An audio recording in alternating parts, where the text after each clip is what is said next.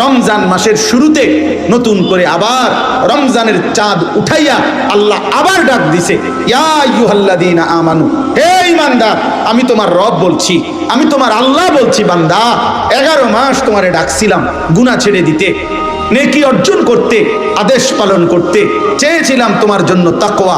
আচ্ছা বান্দা, ঠিক আছে, শয়তানের প্ররোচনায়, নফসের ধোকায়, দুনিয়াবি হাজারো ব্যর্থতায় তুমি পারো নাই, কমতি হয়ে গেছে, ঘাটতি হয়ে গেছে, গুনাহ ছাড়তে পারো নাই, গুনাহ বেশি হয়ে গেছে, নেকি কম হয়ে গেছে। যাও বান্দা, সব বাদ দাও, আমি আল্লাহ তাআলা সব ভুলে গেলাম, সব বাদ দিলাম। এবার আমি আবার নতুন করে আমি আল্লাহ তোমাকে সুযোগ দিতে চাই। একটি মাস, আইয়ামাম মাদুদাত, একেবারে গুনা গুনা, কোরআন শরীফের আয়াত, আল্লাহ বলছে আইয়ামাম মাদুদাত, একেবারে গইনা গইনা, গুইনা গুইনা তোমারে 30 দিন, 31 দিন লাগবে না, 32 দিন লাগবে না। সাফ কথা বান্দা, কথা কথাই গুনবা, তুমি নিজে গুনবা 30 দিন অথবা 29 দিন, 31 হবে না, প্রয়োজনে 30-এর একদিন আগে শেষ করে দেব। 29 বা 30 দিনে গোনা এই একটি মাস তুমি, আবারও বলছি, 11 মাসের ভুল ভ্রান্তি ছেড়ে দিয়ে নতুন করে ঘুরে দাঁড়িয়ে তুমি পিছনের সব ভুলে একটি মাস মাত্র গুনে গুনে গুনাহ বর্জন করো, আমি আল্লাহর ইবাদত করো, 5 ওয়াক্ত নামাজ পড়ো, গুনাহ ত্যাগ করো, হারাম ত্যাগ করো, দিল জবান চলাফেরা আচরণ উচ্চারণের হেফাজত করো, রোজা পালন করো, সুবহে সাদিক থেকে সন্ধ্যা পর্যন্ত যাবতীয় খাদ্য পানীয় স্বামী স্ত্রীর বৈধ মিলামেশা থেকে বিরত থাকো, সবগুলো গুনাহ ছেড়ে দাও, আমার জিকির, আমার তেলাওয়াত, ইফতার, সাহারি, তাহাজ্জুদ, তারাবি, ইতিকাফ, এই আমলের মধ্যে লেগে থাকো।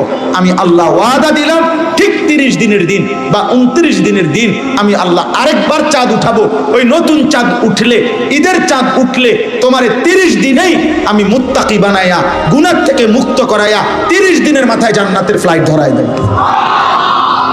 30 দিনে। হ্যাঁ, একটা কথা মনে রাখবেন, মহান আল্লাহ পাক রব্বুল আলামিন একটা মূল নীতি মনে রাখতে হবে প্রত্যেককে, সেটা হলো আল্লাহ পাক বান্দার প্রতি মালিকের মূল ইচ্ছাটা কি? মূল ইচ্ছাটা হলো আল্লাহ বান্দাকে মাফ করতে চায়। কি করতে চায়? জান্নাত দিতে চায়। আমি একটা সুন্দর উদাহরণ বলি, মাজার সাহেব, ওই এটা কইলেও নাম নো, একটা দলিল পাইয়ে নেবেন। আচ্ছা যাক, কিছুদিন আগে একজন লোক আসছে, উনি আমার কাছে অনেক দিন ধরে একটা মাহফিল চায়। তা আমি আচ্ছা আইয়েন না, যান না, আচ্ছা দিমু আর কি, রাখেন না, এমনি এমনি বলছি অনেকবার। তো এই কিছুদিন আগে লোকটা এসে আমার বলছে, হুজুর আপনার লাগে আমার একটা কথাকে পরিষ্কার করেন, আজকে আমি মাহফিলের লেগে আইসি না, একটা কথা ক্লিয়ার করতে আইসি, আসলে আপনি আমার মাহফিল দিবেননি? হ্যাঁ, আপনি এইটা কোন যে আসলে আপনি আমার মাহফিল দিবেননি, এইটা হইলো মেইন কথা। আপনি যদি দিতেন না, এটা মূল কথা হয়, হুদা আমি বুঝছি আপনি আমার ঘুরাইবেন, এমনি আগে ক্লিয়ার কোন দিবেন কিনা। হ্যাঁ, দিলে ঘুরাইবেন না, সোজা কথা। তখন আমি বুঝছি না, এরপরে তার কথা থাকে না, এই বেচারা তাকে জাগাত আর দিছে। পরে বললাম, না ভাই যান, দিমু অক্ষণে দিমু, জানান। তো এই জন্য বললাম কথার কথা।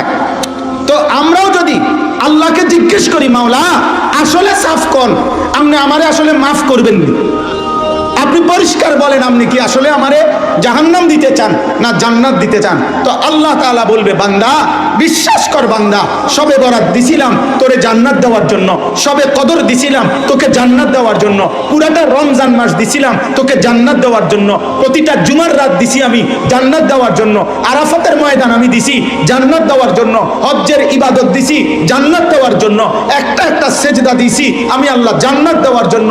আমি শত শত আইটেমে, হাজার হাজার আইটেমে বান্দা চেয়েছি তোকে জান্নাত দিতে, মাফ করতে। আমি আর কি করব বান্দা, তুই বল, তবুও তুমি কি জান্নাত নিবা না বান্দা?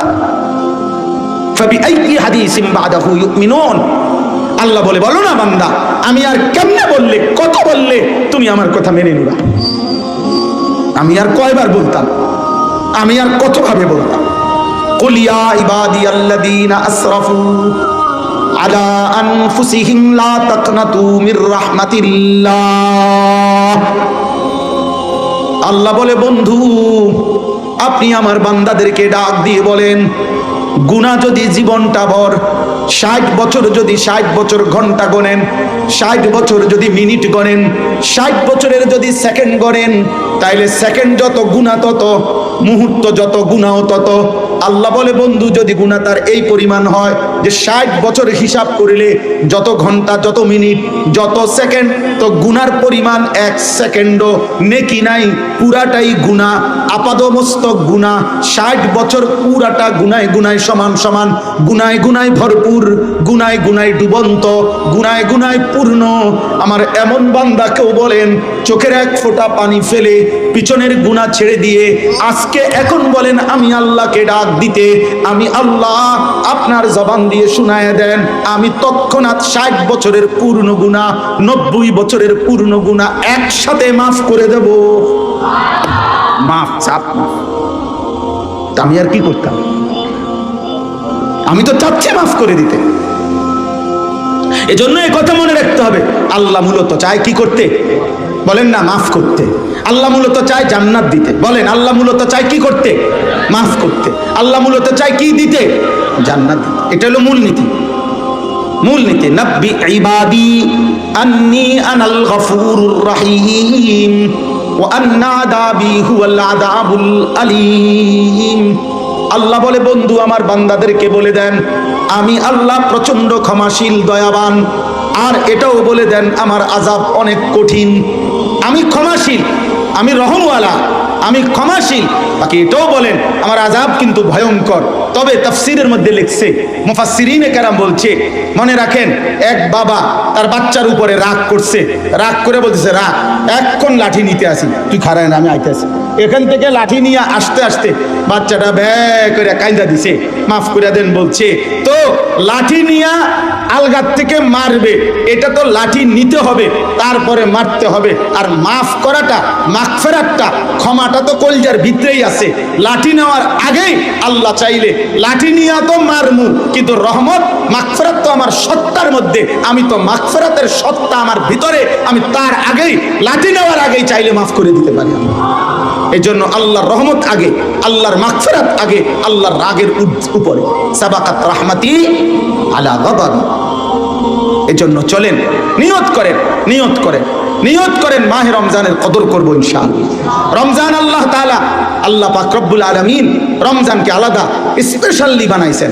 আল্লাহ যেন বলছে এই পৃথিবীরই একটা মাস, এখানেই আলো উঠবে, সূর্য উঠবে, রাত দেখতে একই রকম, দিন দেখতে একই রকম, রমজানের সূর্য একই রকম, রমজানের চাঁদ একই রকম, রমজানের পৃথিবী একই রকম, কিন্তু বান্দা দাম কিন্তু ভিন্ন রকম। প্রতি ঘন্টা, মিনিট, সেকেন্ড স্বর্ণের দামে না, রৌপ্যের দামে না, মণি মুক্তার দামে না, তামাম জমিন ও আসমানের দামে না, বরং আল্লাহ আমি আমার শান মোতাবেক দামে বান্দা তোমারে রমজান দেব।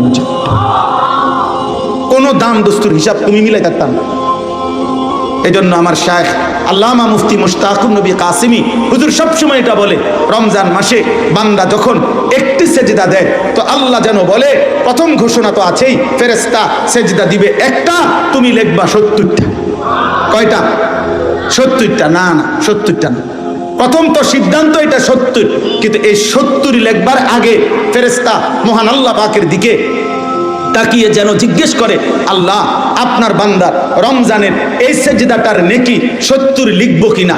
আল্লাহ পাক যেন বলে, আচ্ছা রাখো, আমি আগে ওর একটু দেখে লই, দেখি সেজদাটা কেমন হয়েছে, তার দিলটা কেমন, তার গুনাহমুক্ত হালাতটা কেমন, তার রমজানের কদরটা কেমন। আল্লাহ তাকাইয়া যেন বলে, না 700 লেখো, 7000 লেখো, 7 লাখ লেখো, 7 কোটি লেখো, 70 কোটি লেখো। এইভাবে আল্লাহ তাআলা নেকি বাড়াইতে থাকে। কখনো কখনো আল্লাহ বলে, ফেরেশতা তুমি লিখো না, আমি আল্লাহ নিজে লিখব। সাআক্তু, আমি রমজান অনেক দামে কেন। মালিক যেন বলে, বান্দা আমি অনেক দেব, অনেক দেব, অনেক দেব, কারণ ওই যে সিদ্ধান্ত আমার, আমি তো তোমার জান্নাত দিতে চাই, আমি তো তোমার জান্নাত দিতে চাই, আমি তো তোমার জান্নাত দিতে চাই। আমি একবার একটা উর্দু কিতাবে পড়ছিলাম, উর্দু কিতাবে ইউনুস আলাইহিস সালাম আল্লাহকে বলছিলেন যে আল্লাহ আমার জাতি আর ঈমান আনবে না, আপনি তা করে ধ্বংস করে দেন। তখন আল্লাহ তাআলা বলছিলেন, ইউনুস ওই যে একটা লোক মাটির পাতিল বানাইতেছে, তুমি তার কাছে দূর যাও, গিয়া তারে বলো যে আপনার হাতে বানানো একটা মাটির পাতিল, আপনি এটা ভাঙিয়া ফেলেন। ভাই গেলাম হাতের বানানো মাটির পাতিল। তো ইউনুস আলাইহিস সালাম ওই লোকটার কাছে গিয়া বলছে, ভাই আপনার হাতে বানানো এই একটি মাটির পাতিল আপনি দয়া করে ভেঙে ফেলেন। তখন ওই লোকটা বলছে, কেন আপনি আমাকে কথা বললেন? যে মাটির পাতিল আমি নিজের হাতে কষ্ট করে বানাইছি, আমি এটা আবার ভাঙবো কেন? আমার হাতে গড়া পাতিল আমি ভাঙবো না। ইউনুস আলাইহিস সালাম আল্লাহকে বলছে, আল্লাহ ওই বেটা তো বলতেছে তার হাতে গড়া মাটির পাতিল সে ভাঙবে না, সে ভাঙতে চাচ্ছে না কোনোভাবে। মহান আল্লাহ পাক রব্বুল আলামিন বললেন, ইউনুস তাইলে যারে আমি 9 মাস মায়ের রেহেমের মধ্যে আমার নিজ হাতে আমার যে বান্দাকে নাক লাগাইলাম, চোখ লাগাইলাম, হাত লাগাইলাম, সারা দেহ আমি সাজাইলাম, আমার বান্দাকে আমি তিল তিল করে বানাইলাম, আমার হাতে গড়া বান্দা আমি কেমনে ধ্বংস করে দেব? ধ্বংস করে দেব কেন? আমি তো অপেক্ষায় আছি সে যদি কোনোদিন রাত গভীরে মাফ চায়, সে যদি কোনোদিন ফিরে আসে, সে যদি কোনোদিন রাত গভীরে আসে। ইন আতাইতানি লাইলান আতাইতুকা লাইলা, ইন আতাইতানি নাহারান আতাইতুকা নাহারা। বাহ! মালিক বলে, বান্দা তুমি যদি রাত গভীরে গুনাহ নিয়ে আসো, আমি রাত গভীরেই মাগফিরাত নিয়ে আসবো। তুমি দিনে আসলে আমি দিনে আসবো, তুমি আসবে যখন আমি আসবো তখন। সুবহান! এমন মালিক কই পাবে? হায় যুবক, কারে দেখলাম না এই মোবাইলের নর্তকী দেখা কি সুখ পাইলা? বেঈমানের মতো চুল রাইখা কি ইজ্জত পাইলা? কোন বেঈমান কোনোদিন তো তোমারে দেখতেও আসবে না, ধন্যবাদ জানাইতে আসবে। এই পৃথিবীর কোন বেঈমান, যারা বেঈমান মুশরিকের মতো চুল রাখো, কোন মুশরিক কোন বেঈমান আজ পর্যন্ত কোনোদিন তোমার একটা ধন্যবাদ জানাইছিনি? যে পৃথিবীতে যারা যারা যারা যারা আমার মতো চুল রাখছেন তাদেরকে ওয়েলকাম, তাদেরকে ধন্যবাদ। একটা বেঈমান তো জীবনে কোনোদিন ধন্যবাদ ও জানাবে না। অথচ রাসূলুল্লাহ সাল্লাল্লাহু আলাইহি সাল্লাম তো হাদিসে স্পষ্ট বলেছে, আমার একটা একটা সুন্নাত আমার যে উম্মত পালন করবে, আমি মুহাম্মদ সাল্লাল্লাহু আলাইহি সাল্লাম, আমি নবী ওয়াদা দিলাম, উম্মত আমার সুন্নতের আশে তোরে আমি সাথে নিয়ে আমি একসাথে জান্নাতে ঢুকবো। তিনি তো ওয়াদা দিয়েছেন, নবী সাল্লাল্লাহু আলাইহি সাল্লাম তো ওয়াদা দিয়েছেন, উম্মত আমার সুন্নাত অনুসরণ করো, আমি তোমাকে সঙ্গে রাখবো, তুমি আমার সঙ্গী হবে, তুমি আমার সঙ্গী হবে, তুমি আমার সঙ্গী হবে। কার মতো হারায় গেল অংশ? মুসলমানের বাপ আপনারা যারা অভিভাবক আছেন, আপনারা আপনাদের চোখের সামনে আপনাদের ছেলেগুলোকে কেন ছেড়ে দিলেন? ছেড়ে দিলেন কেন? এই ব্যর্থতার দায়ভার কার?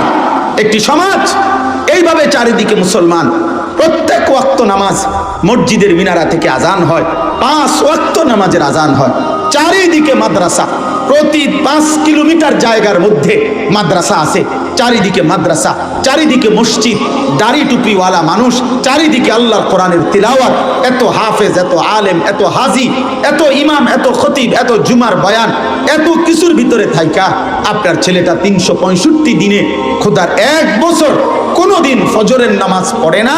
এটা আপনার ছেলে কেমনে, মুসলমানের বাচ্চা কেমনে, আমি এটা বুঝি না।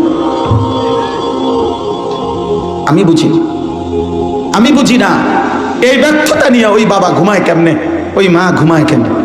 আপনারা কি ফুত মানুষ করতে নাছেন, কি সংসার করতে নাছেন, আপনারাই করতে পারেন।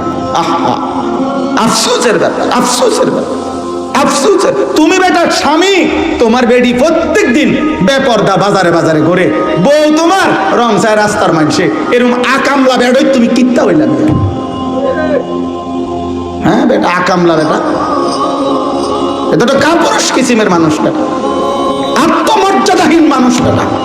আরে ছেলে, তোদেরকে বলি বেটা, তোদের যাদের বোন বেপর্দা বেটা, এটাও তো তোর মতো ইমানদার ভাইয়ের আত্মসম্মানে লাগার কথা, গায়রাতে লাগার কথা, যে আমি ভাই আমার বোন কেন বেপর্দা হবে বেটা? হ্যাঁ, আস্তাগফিরুল্লাহ, আস্তাগফিরুল্লাহ, আস্তাগফিরুল্লাহ। আল্লাহ তাআলার সাথে এত বড় গাদ্দারি করে, প্রতিনিয়ত আল্লাহর হুকুম লঙ্ঘন করে সুখ আসবে কোত্থেকে? শান্তি আসবে কোত্থেকে? আমাদের ভাগ্য পরিবর্তন হবে কিভাবে? 12 তারিখ যারা নির্বাচিত হবে তাদের হাতে ভাগ্য পরিবর্তন হবে না, তাদের হাতে না। 12 তারিখ পৃথিবীর শেষ নির্বাচন না, 12 তারিখ বাংলাদেশের শেষ নির্বাচন না, 12 তারিখ শেষ হাসি হাসবে না, 12 তারিখ ইসরাফিল ফু দিবে না। অতএব 11 তারিখ যার হাতে ভাগ্য, 12 তারিখও তার হাতে, 13 তারিখও তার হাতে ভাগ্য। তিনি কে? বলেন না কে? কোনো মানুষের হাতে কারো ভাগ্য নাই, কোনো মানুষের হাতে জনগণের ভাগ্য পরিবর্তন হবে না। ওর নিজের তো ভাগ্য নাই, ওর নিজের তো বল নাই, ওর নিজের তো হুক বানাই বেটাটা। ও নিজে কতক্ষণ টিকবে তারই তো কোনো নিশ্চয়তা নাই। যার নিজের ফেসাবে ধরলে দাঁড়াইয়া থাকতে পারে না, সে আপনার ভাগ্য পরিবর্তন করবে কিভাবে? যে একটা মশার কামড় সহ্য করতে পারে না, একবার কয়েল লাগায় একবার মশারি লাগা, সে এত দুর্বল। আমরা মানুষের ভাগ্য পরিবর্তন করব কিভাবে? কিভাবে বলেন? অতএব সোজা কথা, আমাদের প্রত্যেকের কাছে এটা অনুরোধ, আমাদের আখেরাতি মূল। পত্রিকা আমি কয়েকদিন টানা বলছি, পত্রিকায় লিখছে 12 তারিখে দেখা যাবে শেষ হাসি কে হাসে। আমি বলছি না, হাসরের ময়দানে দেখা যাবে শেষ হাসি কে হাসে। আর আল্লাহ কোরআনে স্পষ্ট বলছেন, ফালিয়াউমাল্লাযীনা আমানু মিনাল কুফফারি ইয়াদহাকুন। সরাসরি কোরআনে আল্লাহ বলছে হাসরের ময়দানে ইমানদার সমস্ত কাফের, নাফরমান, বেঈমান, পাপীদেরকে দেখে ইয়াদহাকুন, হাসবে হাসবে হাসবে। এজন্য শেষ হাসি মুমিন হাসবে, শেষ হাসি সেজদাওয়ালারা হাসবে ইনশাআল্লাহ। হ্যাঁ, অবশ্যই অবশ্যই। চলেন, এজন্য এতটুকুই কথা। মাহে রমজানকে সামনে রেখে প্রত্যেকের কাছে অনুরোধ, প্রত্যেকের কাছে আমরা প্রত্যেকেই রমজানকে সামনে রেখে নতুন করে ঘুরে দাঁড়াই। বলেন ইনশাআল্লাহ, বলেন ইনশাআল্লাহ। রমজানকে ভিন্নভাবে আল্লাহ তাআলা রমজানকে কেন্দ্র করে একটা শেষ কথা মনে রাখবেন। রমজানের 183 নম্বর আয়াত থেকে 187 সূরা বাকারার 5টি আয়াতে আল্লাহ তাআলা রমজানের ব্যাপারে কথা বলছে, রমজান মাসের গুরুত্বের ব্যাপারে কথা বলেছেন। জি, এই সব কিছু বলছেন। এতেকাফের কথা বলছেন, রমজানের রাত্রির হুকুম বলছেন, রমজানের দিনের হুকুম বলছেন। সব বলার পরে আল্লাহ তাআলা বলছেন যে বান্দা, আমি আবারও তোমাদের কাছে বললাম, কাযালিকা ইউবাজ্জিনুল্লাহু আয়াতিহি লিন-নাস লাআল্লাহুম ইয়াত্তাকুন। আমি আল্লাহ বিস্তারিত রমজানের কথা তোমাদের সামনে বলে দিলাম যেন সকলেই মুত্তাকি হতে পারে। অতএব রমজানকে কদর করলে ইনশাআল্লাহ মুত্তাকি হবেন। রমজানে গুনাহমুক্ত সিদ্ধান্ত নিলে, আল্লাহর ইবাদতের উপরে জমে থাকলে জান্নাতি হয়ে যাবেন ইনশাআল্লাহ। আল্লাহ তৌফিক দান করেন। রমজানকে কদর করবো তো ইনশাআল্লাহ। শেষ দশক সকলেই ইতিকাফ করতে চেষ্টা করেন। পুরা রমজান পূর্ণ 20 রাকাত তারাবি পড়বেন, বলেন ইনশাআল্লাহ। ইফতার, সাহরি, তাহাজ্জুদ, তিলাওয়াত, জিকির